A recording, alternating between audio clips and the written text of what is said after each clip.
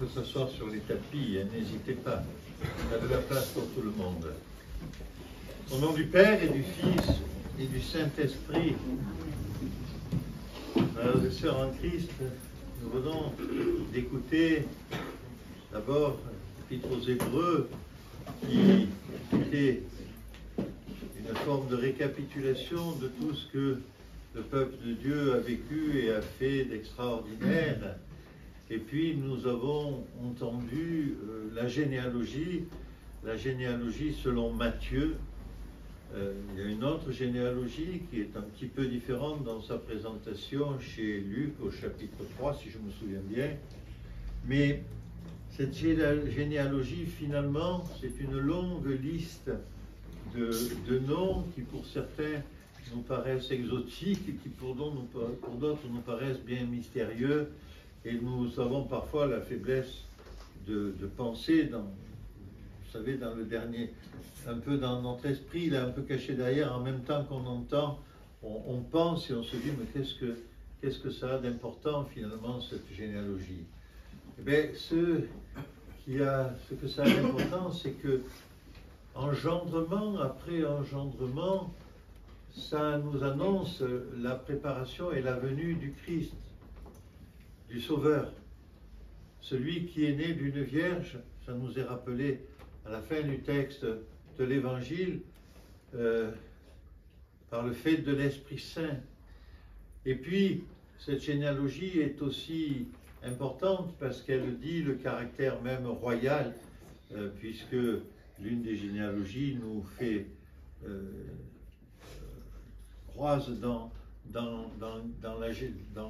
le décours des noms, le roi David, c'est-à-dire une descendance davidique et royale.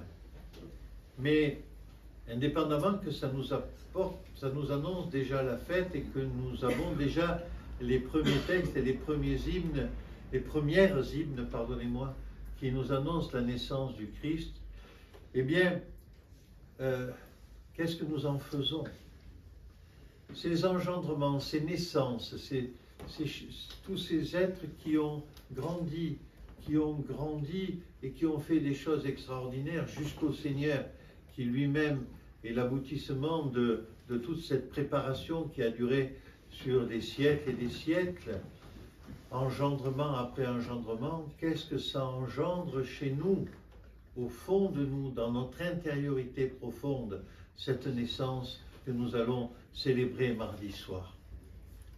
Est-ce que c'est véritablement une nouvelle vie, comme le Seigneur est venu pour changer le monde, nous dit-on, et nous savons qu'il est venu changer le monde, et nous croyons qu'il est venu changer le monde? Est-ce qu'il est venu changer notre petit monde personnel intérieur à chacun d'entre nous? Est-ce que nous avons accepté cette idée que parce qu'il est venu, notre monde a changé?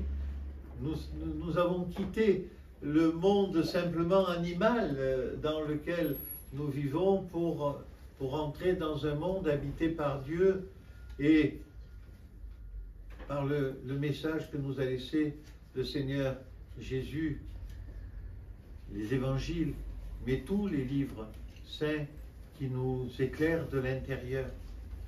Frères et sœurs, si nous ne sommes pas conscients que nous devons changer à chaque Noël pour renouveler véritablement chacun de nous à l'intérieur de notre être une vie nouvelle qui va nous faire vivre chaque fois un petit peu plus en Dieu, c'est-à-dire dans l'observance de ses enseignements et dans la recherche de paix et d'amour pour l'autre, on a manqué une case, frères et sœurs.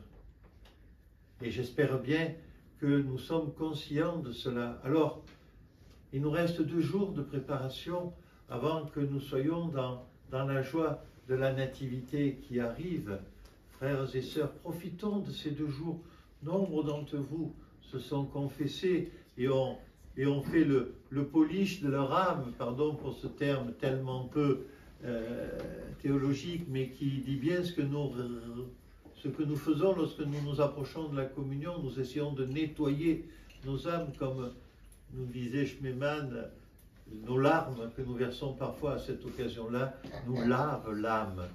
Mais là, ce n'est pas notre âme, c'est tout notre être qui est régénéré par cette naissance et qui doit changer notre vie, ou du moins, c'est la demande que nous devons faire au Seigneur pour être aidés et pour faire en sorte que véritablement cette nativité qui arrive ne soit pas la nativité mercantile que certains vivent, et c'est déjà pas mal s'ils pensent de temps en temps au bon Dieu au milieu de ce marché de Noël.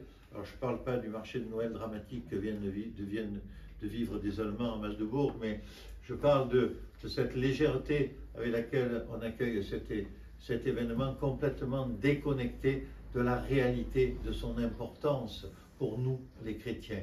Alors frères et sœurs, que chacun d'entre vous, au soir de cette nativité, qui allons assister à la liturgie ou pas si nous ne pouvons pas, mais qui allons nous unir dans la prière à ce grand moment de fête, soit pour vous le démarrage d'une vie nouvelle comme le démarrage de cet enfant dans la vie, complètement homme dans sa nature humaine et complètement Dieu. Eh bien, comme le démarrage de cet enfant a été le changement du monde, que ça devienne le changement de notre monde personnel et intérieur. Et nous chanterons pour cela la gloire du Père, du Fils et du Saint-Esprit. Amen.